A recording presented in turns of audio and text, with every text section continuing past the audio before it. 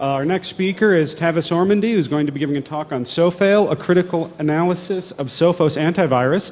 So if you would, please join me in welcoming Tavis to the stage.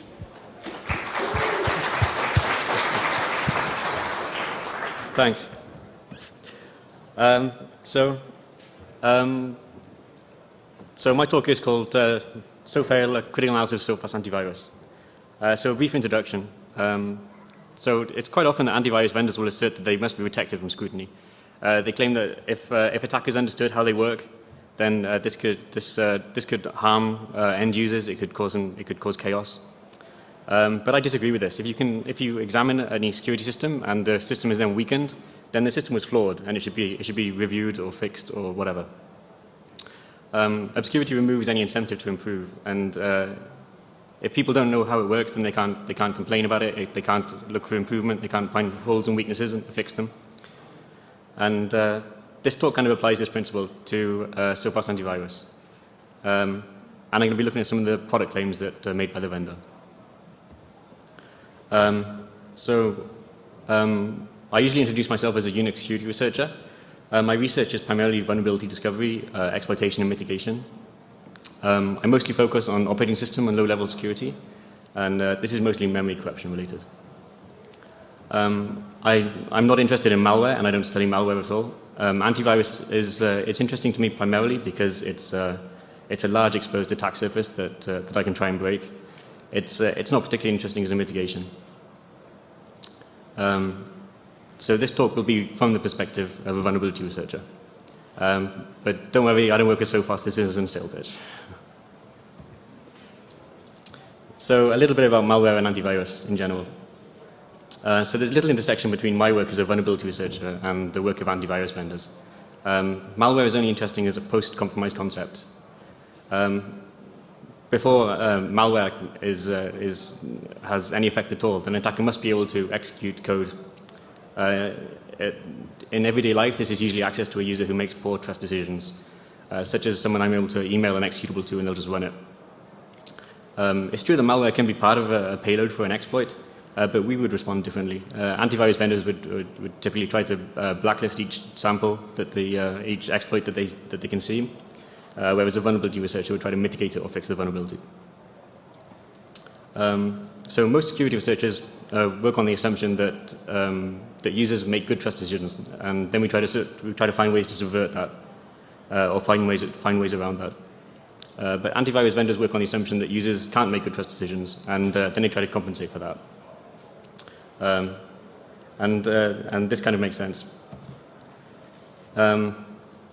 So the problem with this is that antivirus vendors are right, that many users, maybe even the majority, that just can't make good trust decisions, and there's plenty of evidence for this. And realistically, maybe they shouldn't have to. It can be pretty complex, especially in the Windows world. On Linux, users usually have access to big package repositories where the trust decisions have mostly already been made for them. Maybe not perfectly, but it's a pretty good start. On Windows, it can be much harder work. On Linux, even if you step outside the package repositories, normally developers understand how to sign packages, and users can make trust decisions this way, for example. But on Windows, that's just not the case. At best, you normally get authenticated signatures. So antivirus vendors and vulnerability researchers usually agree that the solution to this problem is to offload the decision-making process to someone or something that is capable. We begin to diverge on how to implement that process. So the solution proposed by antivirus vendors is essentially a complex blacklisting scheme. I think people understand that antivirus is imperfect and reactionary in nature. But it's common knowledge that it's generally believed by most people that it's better than nothing. People generally understand how antivirus works, even if they're non-technical. They understand that antivirus vendors will try and find this malicious code and then blacklist it. And blacklist is a pretty easy concept to understand. Even non-technical people understand that if you wanted to set up a bank account, you wouldn't try to blacklist all the bad people in the world. You'd just try to whitelist the good ones, who you should be able to access it. And this is pretty easy to understand. So perhaps it's pretty reasonable, but you need a way to evaluate that. And how do you evaluate And how do you evaluate something like this? You normally have to ask yourself whether this is whether this additional attack surface that you're adding to your systems decreases your overall attack surface.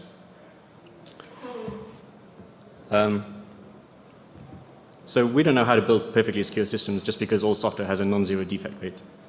And the best that systems designers can do in general is try and build systems that the cost of investing in a compromise is above the value of that compromise.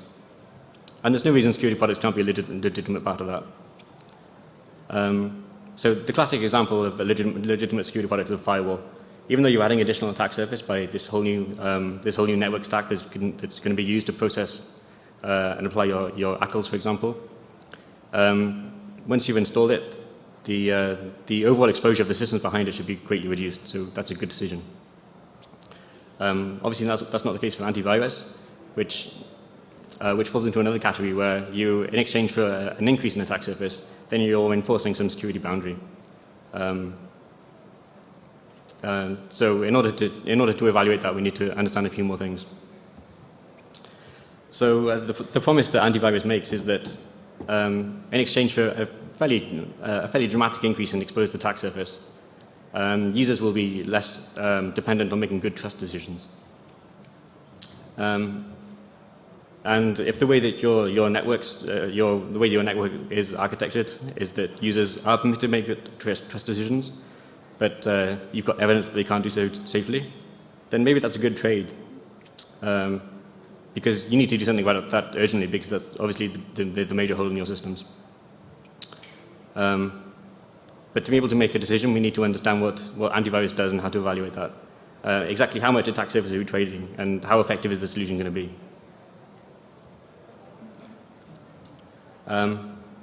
Unfortunately, this is pretty hard to do.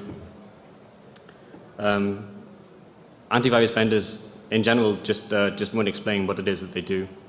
The best you can get is really is marketing material. They simply don't publish technical specifications, and they won't. There's no way of understanding what it is that their marketing claims equate to. There's no way of testing it because the claims are usually pretty vague. They usually make claims about threats, but they never define what a threat is or how they classify them. The marketing material tends to be pretty much high-level doublespeak. They make up nice Hollywood-sounding names, but there's little technical substance to these, and there's little way to try and understand what's happening. And so it's really hard to make a good decision about whether installing antivirus would actually reduce the overall exposure of your systems.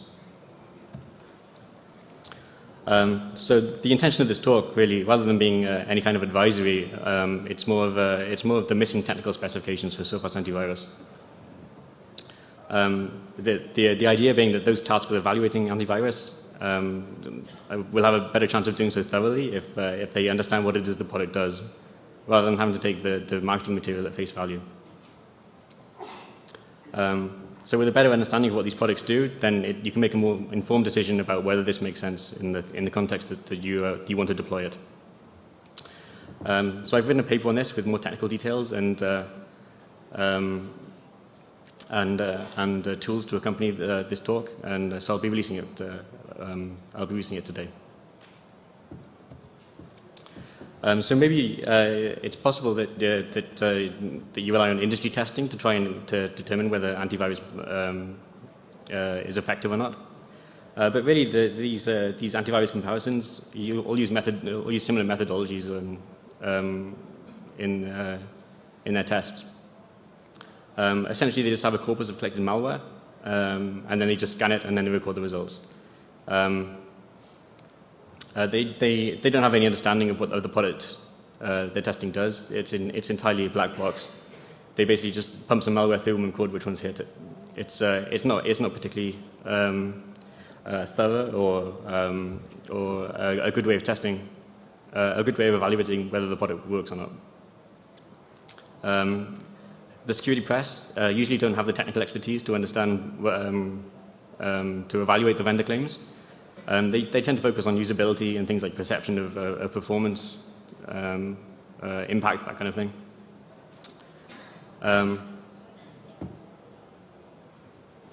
Yeah. So this talk is an attempt to remedy this. And I've done that by reverse engineering the Sophos antivirus engine. Today I'm going to provide some of the missing specifications. So I haven't had any access to proprietary knowledge. I've done this only with tools and techniques that are available to any attacker. I'm not releasing any like secret information that can never be known otherwise. And yes, I'm not discussing vulnerabilities today. Only design and implementation. Only the design and implementation of the tools that Sophos ship. So Sophos is pretty widely used. It often scores well in industry tests.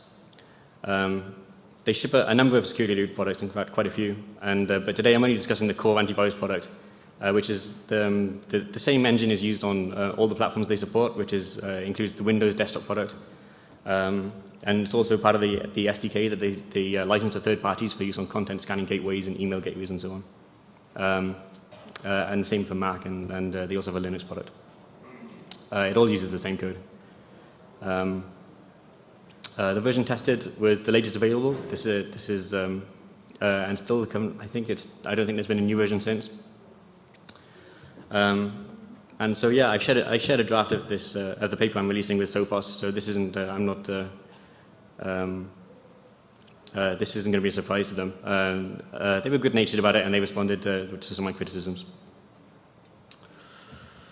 I'm going to get started on one of the first components of the Sophos engine, and that's signature matching.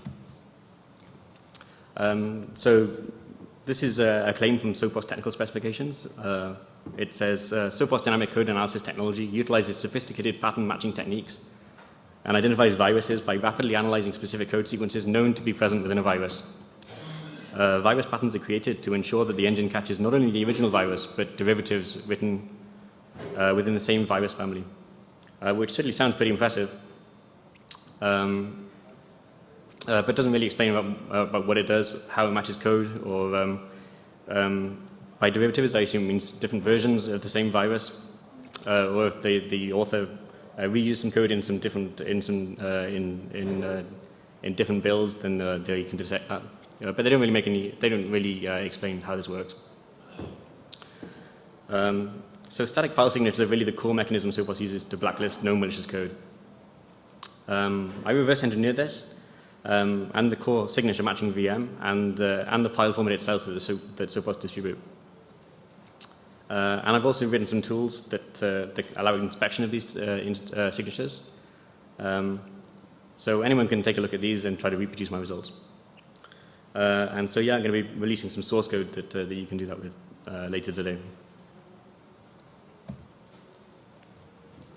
So the Sophos signature files themselves are distributed in file format. Sophos calls them IDEs, but the actual format internally is called Softainers.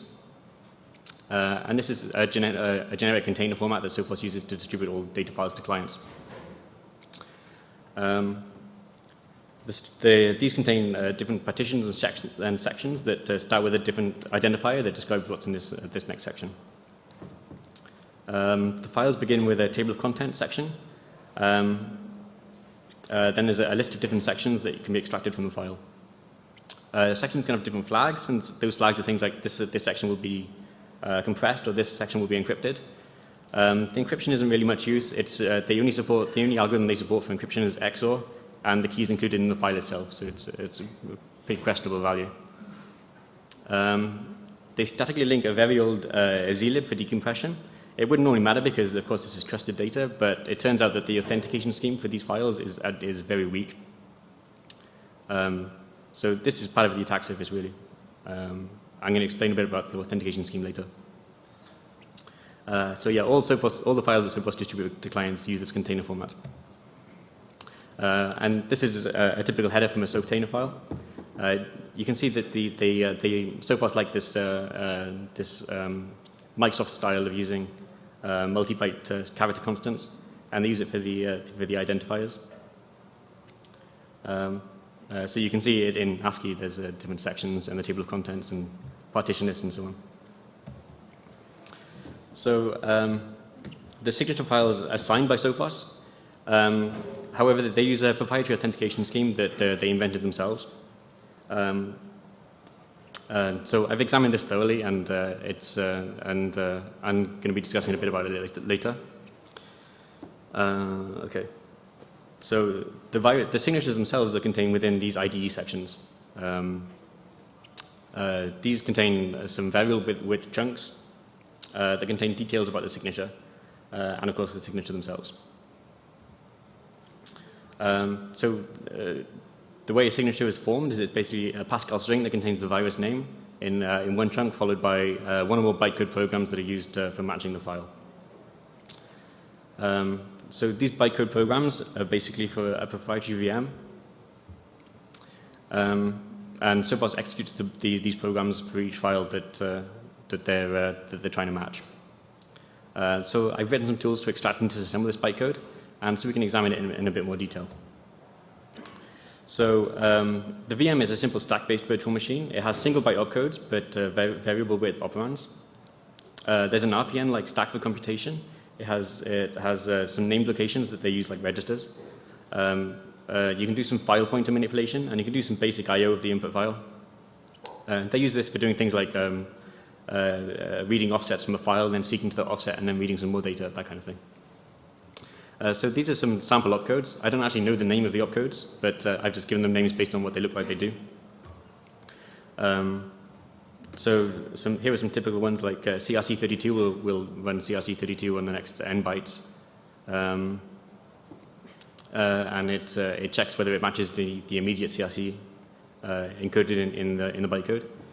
And there's some file pointer manipulation. You can read some data onto the stack, and then you can do some arithmetic on it, for example. And yes, and so on. So this is a sample program. It's for a signature that was called attention 629. I have no idea what that is. It's just a random example I chose.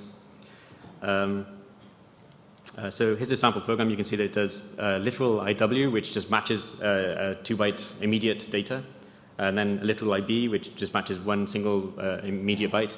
Then it does some file pointer manipulation by seeking to a relative offset, and then does some CRC of some data. So that CRC32 is matched the next 6 bytes from the current file pointer location with the last 4 bytes. And then some more file pointer manipulation. So that sample was probably, I would say, above average complexity for a Sophos signature. Because it includes some file pointer manipulation.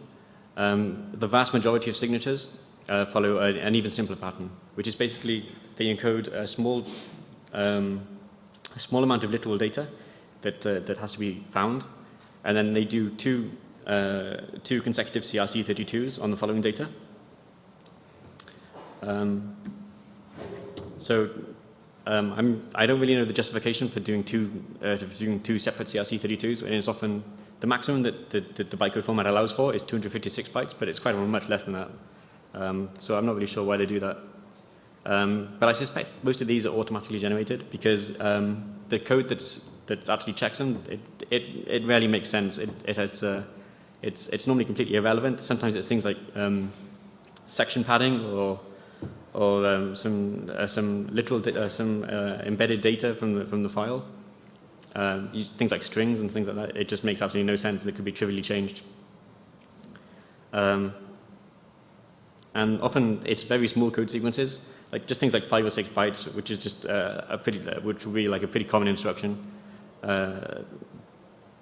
It's pretty bizarre. I can only see that they're automatically generated because they just don't make sense. So the core of most signatures that Sophos ship is basically just CRC32 some byte sequence. So as you can imagine, this is pretty weak. CRC32 is not a really cryptographic hash function. It's really basically just the intended use is basically just for catching bit flips on data transfer, that kind of thing. So it's unclear why they rely on such a scheme. You might argue that the intention is for speed, but That's probably not the case because CRC32, the CRC32 implementation that Sophos has is not very good quality.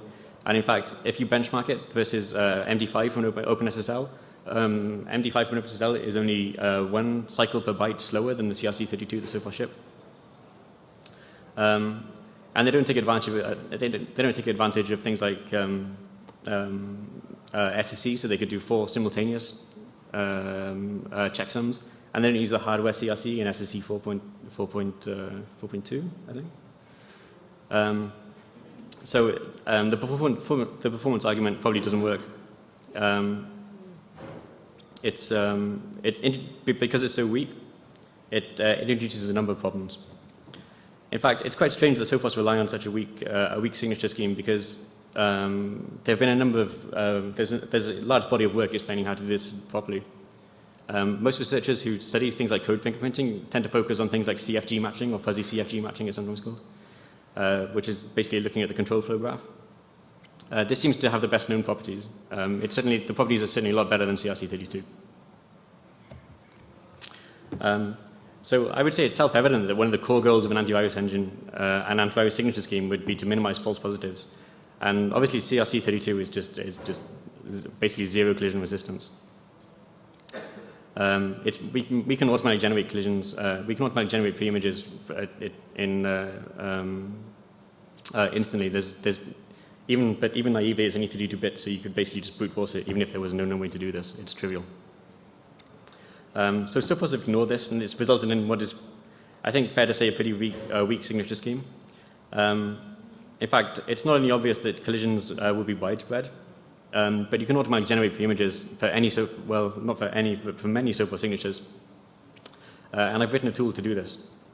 One of the main problems that this introduces is pool pollution attacks, where basically you can just, which is well known in things like in defeating IDS alerts, by basically just spamming them until the alerts are disabled.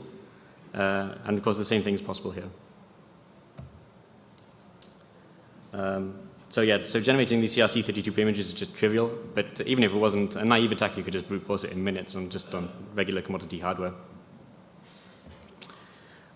So I can produce these with a tool. I hope you can see this. But so I've generated them, and you can scan them, and Sophos will identify them. And I've got tools to produce these for most signatures.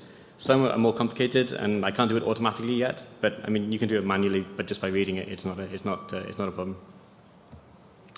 So. So in Sophos technical specifications, they say that their researchers spend time creating these good quality generic signatures.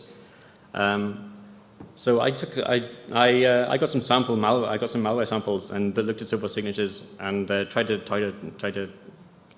check whether this claim makes sense.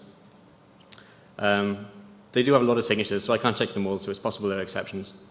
But I see very little evidence that they're aware of the context of the signatures that they're creating. They quite often check completely irrelevant dead code or trivial code, or code that could be the code is some compiler generated stub. It doesn't make any sense at all. So I did find a few counterexamples, but they are really in the minority. I suspect that most of them are automatically generated, and I don't really think this claim is probably exaggeration. So the Sophos signatures are distributed as bytecode for this VM. They rely heavily on CRC32, and even the non-automatically generated signatures tend to be pretty poor quality. So I think it's pretty safe to say that the signature scheme is pretty weak in general.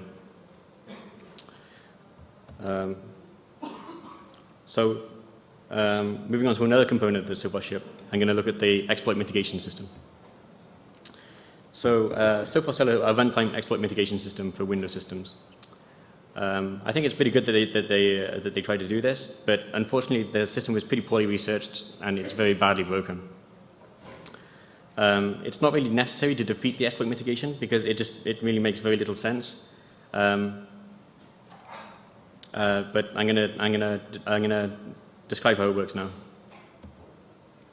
So This product is called the Sophos Buffer Overflow Detection System. And the Sophos position this as one of the 4 major components of their HIP system.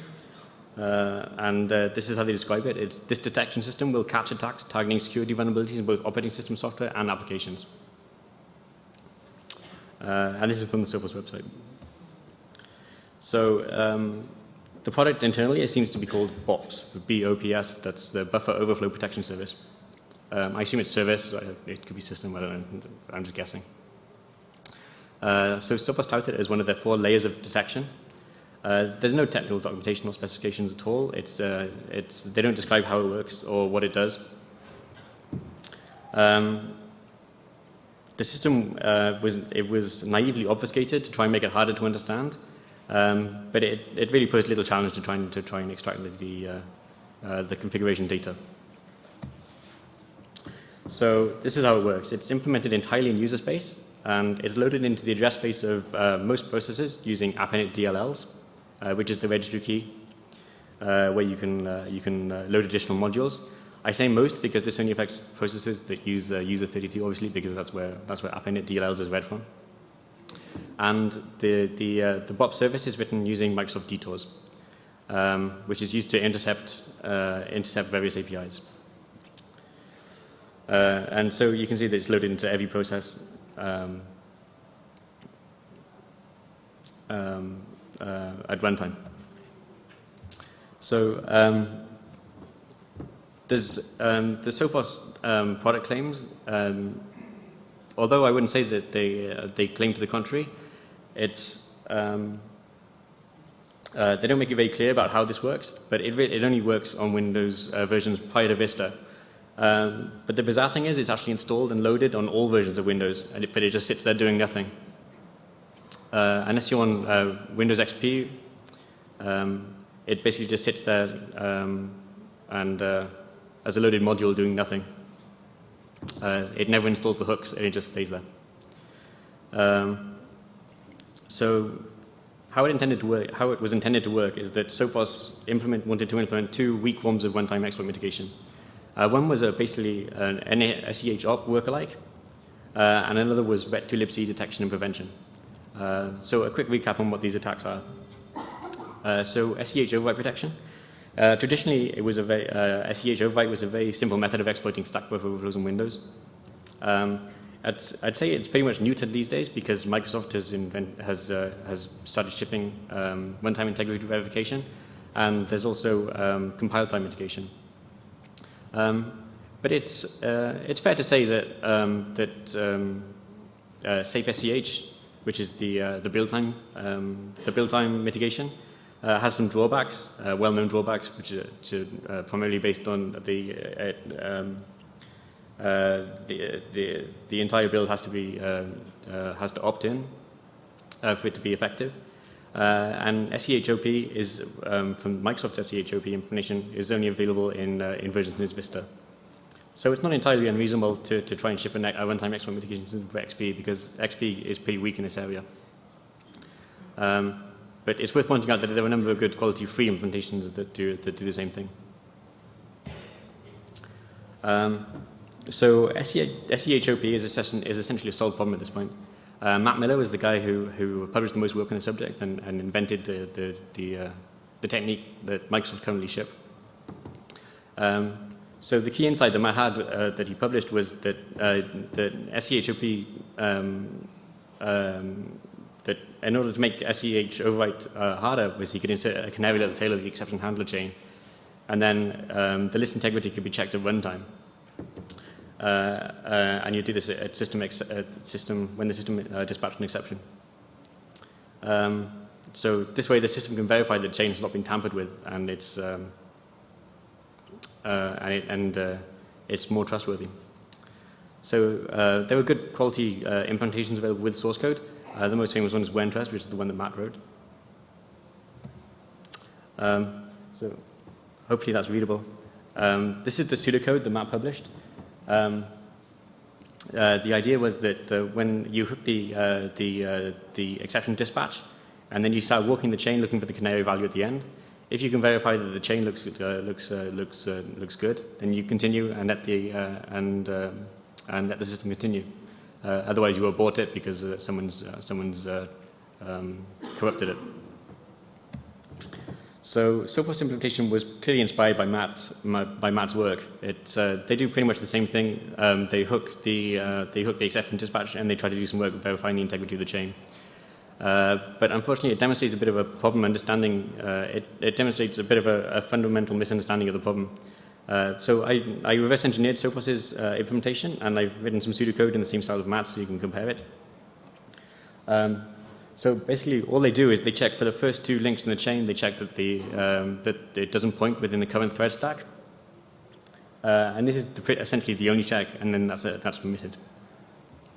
So this just doesn't make any sense. It's such a weak mitigation that it's just trivially easy to defeat. You barely have to work it at all. Only the most standard non-modified payloads could possibly be inserted by this. It's ridiculously weak. Even a low-skilled attacker can defeat this mitigation. I suspect Sophos misunderstood the published information on this, resulted in what they've shipped as basically a broken implementation of what is an already known solved problem. So perhaps the most obvious attack against this is just simply ret to libc. But Sophos did appear to consider this, and they implement their own ret to libc protection. So just a quick summary of return to libc. So it's originally developed by Solid Designer, and it was initially intended to demonstrate weaknesses in early stack buffer overflow mitigations. But of course, it's still an important technique. But it's been generalized over time to apply to more scenarios. Now it's sometimes referred to as ROP, but it's essentially the same technique. So the correct solution to try and mitigate return to libc is usually a strong ASLR implementation. Because of course, if you can't predict where the code you want to execute is located, then you can't return into it. But it's a pretty reasonable observation that ASLR is not strong on all Windows platforms, particularly XP, where it's non-existent. So Sophos' solution to this problem is called protected functions, and it's part of this BOP system. So what it does, at load time, it passes an encrypted configuration file listing various APIs that Sophos believe are most likely to be used by attackers in their ret to libc payload. They then hook these routines using detours, and then from within the detours callback, they verify the caller was from a recognized module and that the return address is not within the current thread stack. So the problem with this is it's just complete nonsense. Sophos simply just didn't understand the problem, and their mitigation just doesn't work. So I think what happened was that Sophos were confused because in the original ret to libc exploits, people would return into system just because it's nice and convenient. You don't have to do anything. Why wouldn't you? But this was done because it was convenient, not because there was any technical requirement to do this. And in fact, modern exploits have made finding these collections of useful code sequences and using them in your payload a science. And these are sometimes called gadgets now. And an attacker can simply piece these together from other locations, or you can just call the routine indirectly. Or you could just return immediately after the hook, the detour is inserted, and it's defeated. That's it. It's pointless. So Sophos were attempting to enumerate known bad, and it just doesn't work in this case. It doesn't make any sense, and because attackers repurposing existing trusted code. So all the trusted code suddenly becomes untrusted, and this is you just can't blacklist it this way. So I wouldn't recommend using Sophos' return to libc mitigation. It's worse than useless. So Sophos keep the list of routines that they hook a secret, and they also a list of image names that they whitelist. The configuration file is encrypted with a hard-coded 64-bit symmetric key. Of course, it's easy to recover, and I've put the key right there. So, however, there is an extra level of security. after they've extracted this file, they then encrypt it with the 8-bit hard-coded key 0x93. It's a bit of a mystery why they do that, but obviously it provides no additional security. It's useless. So the encryption scheme that they use, it's not a peer-reviewed or published algorithm. It's called SPMAA, and I've reverse engineered it. I've got a C implementation so that you can extract the configuration file and look at it. And so I'm releasing some tools, and one of them is called SPMAA util, which is an implementation of this, and that's a command you can use to extract the file if you wanted to look at it. So the BOPS configuration file also contains a list of image names, and these protections are only applied to the protections listed in this file. These are some examples, things like QuickTime Player, Active32, Outlook, and so on. I guess the things you would expect. So even if BOPS mitigation did work, it would really only apply to these, and any other software it is essentially a big no-op. It does nothing. I don't really know the justification for that. I would guess maybe it's because they're scared of breaking stuff. But these things are supposed to be generic in nature. I mean, attackers would simply focus on the things that where the weakest mitigations are, of course. So I'm not sure of the justification for that. Of course, it's loaded whether it's whitelisted or not. The module is still loaded. It just doesn't do anything. So I'll talk about this SPMA encryption algorithm that Sophos used throughout their products. So it's a proprietary, it's 64-bit Feistel block cipher, and Sophos use it pretty much everywhere where they need encryption inside their product. It's undocumented, unpublished, and it's not peer-reviewed, obviously. But Sophos rely on it almost exclusively throughout the products. Well, that is when they're not trying to use XOR encryption instead. So I reverse engineered it, and I've got a simple C implementation. And this is also used for the authentication of the IDE files, which is a bit of a problem.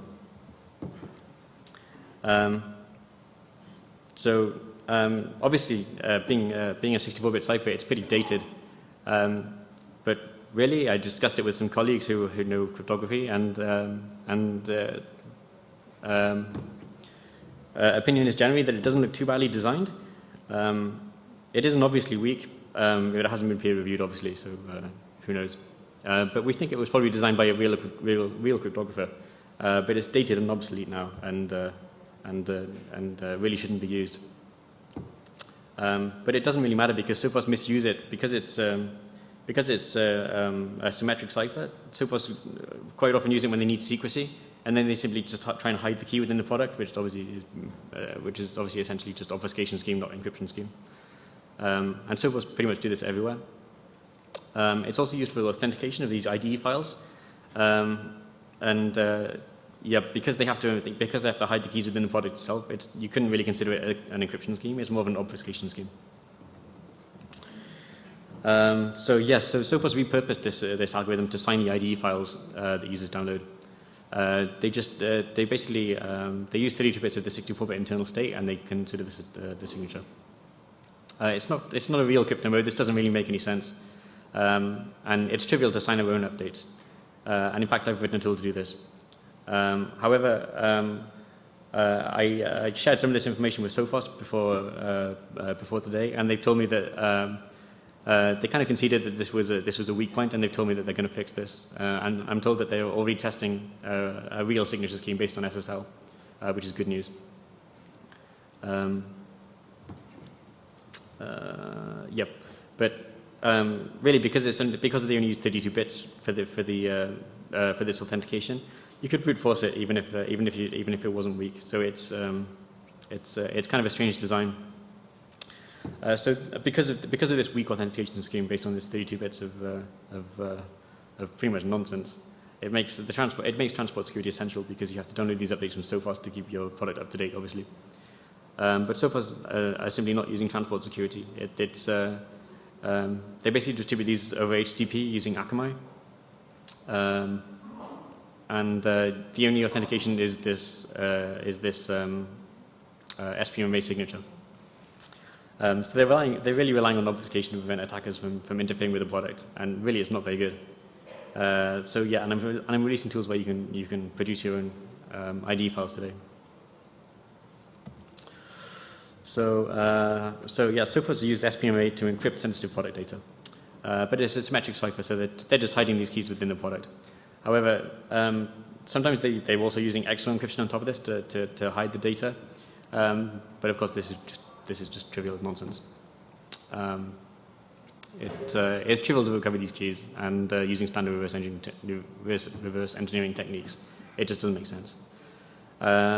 So yeah, so Sophos used obfuscation where real cryptography could have worked. I mean, of course, signature schemes are well known. There's no reason that they had to invent their own scheme.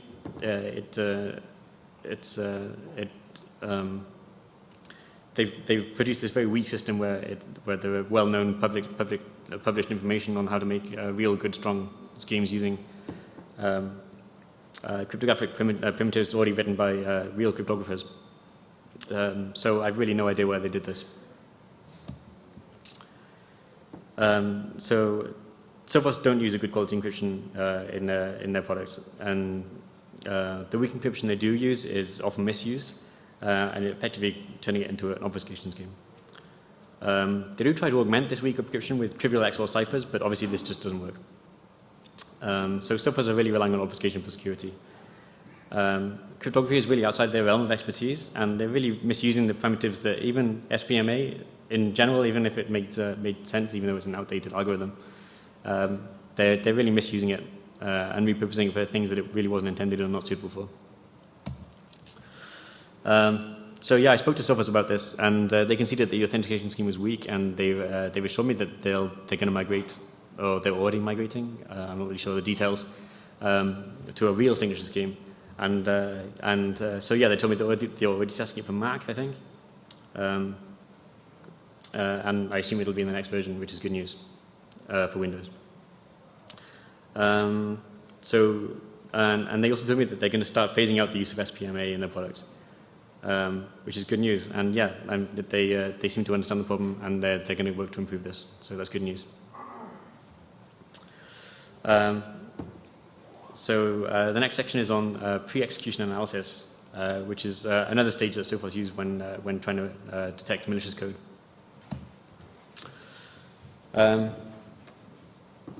So Sophos basically have tried to determine file type characteristics and this is used to decide how to handle the file. They do this in a similar way to libmagic on Unix. It's essentially the same principle. They have a very large collection of these different file types that they handle, and there's lots of esoteric file types that you've probably never heard of. I mean, I certainly haven't. But so it's pretty thorough. So they try to identify container formats and archive files, and they handle these appropriately, which would normally be extracting them or getting out the interesting code. You're only interested in the executable code, obviously, so they try to handle that correctly. For native executables and for dynamic HTML and PDF documents, they also have a native x86 emulator embedded in the scanner, and they also have an ECMAScript interpreter, which they use to actually run these files and look at what it does. So they also have support for executable packers, and they try to unpack them transparently before the next stages take over. And of course, they try to extract from archives using this file type system. So Sophos shipped a simple x86 emulator actually inside the scan engine. This is used pre-execution on known executable file types and also on unknown file types. So the unknown file types are called WTF files. And they assume they may be DOS.com files, which, I mean, that kind of makes sense. Well, I mean, I guess it's kind of an outdated concept now, but I mean, it's pretty reasonable. So the emulator executes the code for approximately 500 emulated cycles on a very simplistic machine. It's not a full x86 emulator. It doesn't have x87 support. It doesn't understand CPL. Everything's run as if it was ring 0. There's no permission checks or anything like that. It's very simple. They hook things like memory references, and they try to learn something about it that they use for later analysis. They also provide some very simple DOS and NT stubs. The idea is that they can they handle certain system calls. It's not a very good representation of x86, but I mean, an attacker could obviously detect this very easily, or you can bypass it. You don't really have to bypass it. You can just spin for 500 cycles and Sophos won't do anything. But it's pretty clearly designed for speed rather than accuracy, and I think that's fair enough. Yeah. So many features that I aim into are just basically broken and haven't worked. The NT stub is a good example of this, because Sophos really understood how the NT kernel worked. So what happened was when you try to make a system call directly without using the standard API, which you'd normally go through in2e to do this, and Sophos tried to handle that, which is fair enough. But unfortunately, they did it completely incorrectly. They actually hard-coded the system call numbers, and this simply doesn't make sense on Windows because on every release and service pack, these change. So they actually hard-coded the system call numbers from a Windows 2003 SP1 kernel, and these are the only system call numbers that they recognize. So the chance of any code pretty much ever doing this is basically 0, and this code has never worked. So it kind of demonstrates an interesting misunderstanding about how NT works. So there are similar problems throughout it. They have some feature that's intended to catch some strange edge case, and it just doesn't work. Or it works in like some very specific edge case that's not general at all. The intention of the emulator is to record execution characteristics, which is mostly broken because they rely on things like these NT stubs that don't work. And they also include memory references, and it allows simple decryption loops to run before using the static signatures. However, it's trivial to defeat because a naive adversary can just spin for 500 cycles before unpacking, and then it doesn't do anything. Obviously, they can't run it forever because people wouldn't tolerate that.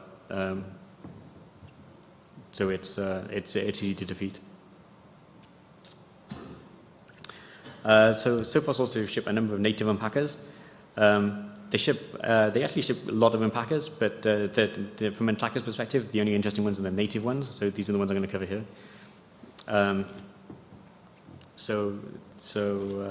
Executable packers are widely used in software distribution. But the problem for antivirus vendors is that it's really a very simple zero-skilled way to transform one executable into an equivalent but different executable, which of course bypasses a blacklisting scheme.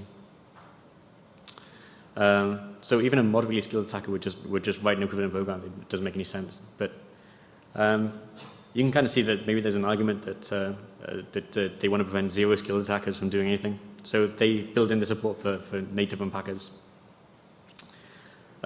So many vendors ship these large numbers of unpacker support as a selling point, and Sophos do this as well. And they support a number of pack formats. So these are the native unpackers that I found. Native support for. Most of these are obsolete. There's things like Diet and PK Lite, which are DOS compressors. LZXer, UPX, from a very early version of UPX from 2001. Petite, which is, as you can see, it's very old. And certain versions of these more modern ones, which is ASPack, FSG, and P Compact. With the exception of PE Compact, which I think Sophos licensed from the vendor because it contains some copyright strings, the rest seem to be written by Sophos. But they only support the default options and codecs that the packer supports, and they're not very tolerant of any modification. But it turns out that testing this was really hard because they only support one very specific version, and I had to download dozens of ancient versions from shareware archives to find a working input. So it was hard work to do this. I had to find very specific versions before I could find one that Sophos actually recognized. And some of these are quite rare now because, I mean, obviously nobody saves all DOS and backers. So yeah, I had to browse through very deep archives in like Simtel, MS-DOS archives and things like this before I could even test them. So based on the amount of trouble I had to go through to get these to work, it took me hours to try and find the correct version to find a supported executable. I don't think there's much a chance that a naive attacker would have much trouble defeating the system. If you just download the latest version, then problem solved. So unfortunately, this is quite a considerable attack surface that they support different codecs and decompression modes, and this is all pretty old and ancient code. These are still shipped, but they're irrelevant and obsolete, and it's pretty much wasted attack surface. I really doubt that this could possibly ever make any difference at all, just because it's they're so specific and that no attacker would ever do this because it doesn't make any sense. So Sophos do support a large number of container and archive file formats. Things like zip files and tar files and so on. I looked through a lot of the decoders. In fact, there's really hundreds of them, and I couldn't go through them all. But I went through some of the common formats. They do vary in quality. Some just don't make any sense or are completely broken. For example, the ELF decoder, which Sophos tried to use to pull out executable code from ELF files, it specifically calls out Siemens Infineon Tricore executables, which is used in industrial microcontrollers. The tester doesn't make any sense because ELF defines hundreds of esoteric architectures for chips that nobody's ever heard of. This one specific case where they handled Tricore. And the only explanation I can find is really that I think that there must have been a customer must have complained that their Tricore executables were having CRC collisions, and I think Sophos must just basically whitelisted the entire architecture. So it's the only explanation I can think of. So one of the major selling points that Sophos put on their website is that they support genes and genotypes.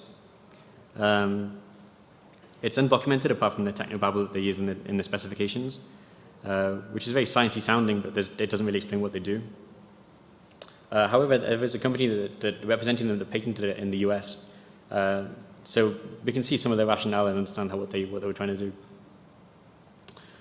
So the idea is pretty trivial. A gene is just an arbitrary characteristic that's defined either statically in the core engine that Sophos ship or in subsequent identity updates. They can define them arbitrarily. And then they create combinations of these characteristics, which they call a genotype, and then they would blacklist it as malicious when they have a certain number of characteristics that match. So yeah, it's so some of these are defined using pre-execution analysis.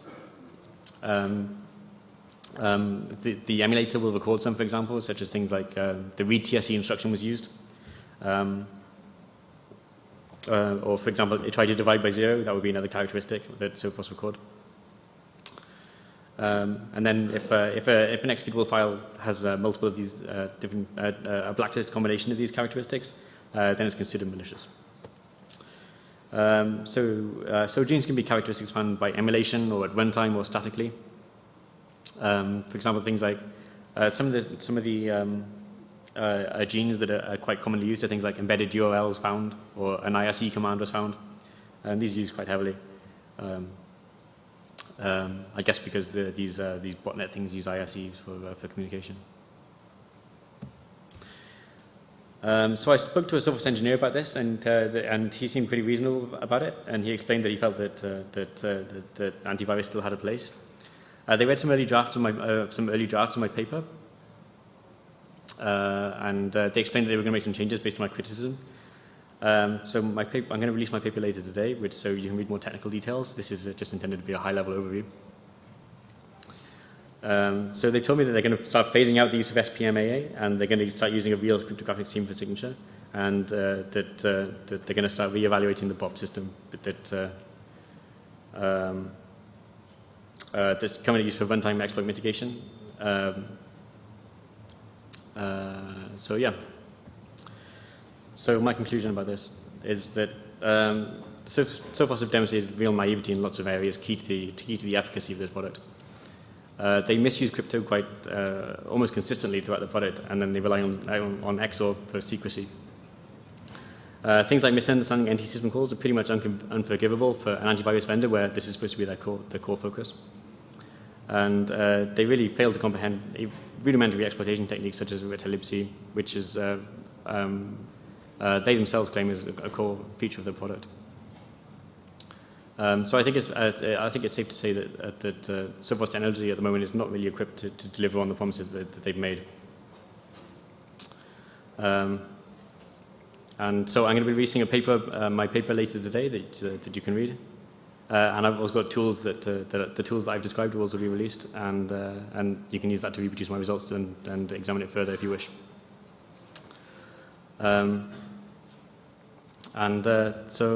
So yeah, that's the end of my talk.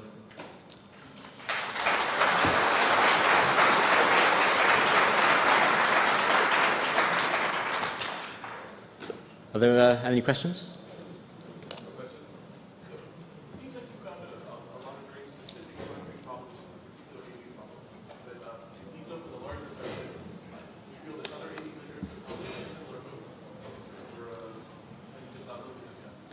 So the question was, do I feel that other antivirus vendors are in a similar boat? And I really haven't looked, so I don't really feel that I can give an impression of how they look. Just because of the large number of vendors, it's impossible to look at them all thoroughly. So I focus on Sophos for this time. Yep.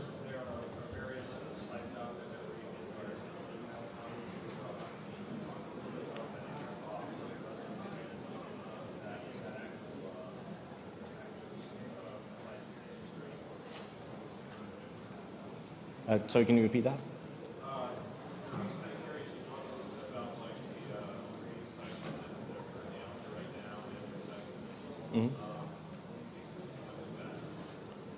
So the question was about the industry testing sites, the AV comparison, and what should be done about that. So they all pretty much sort of follow the same format at the moment, which is basically they have this collection of malware, and then they just scan it and record who gets the most hits. I don't really think that this makes much sense. It's they treat it entirely as a black box. They don't understand what it's doing or whether it makes sense or not. I mean, it's pretty clear that you can make a shell script that runs MD5 sum and does the same thing, right, and passes this test with flying colors, and clearly that's not a very good security product. So yeah, I don't really know. Comparisons like that don't seem to make much sense. Yeah.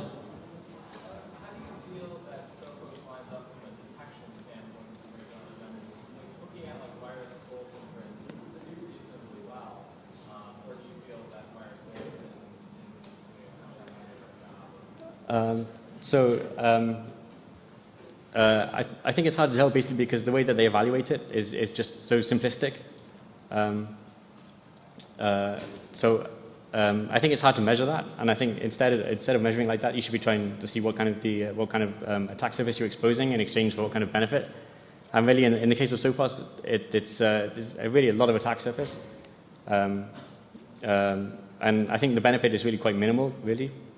Because basically the signature scheme is basically just a big collection of CRC32s, and I'm not really sure that you should be trading huge amounts of attack surface just for this collection of CRC32s. So, any other questions?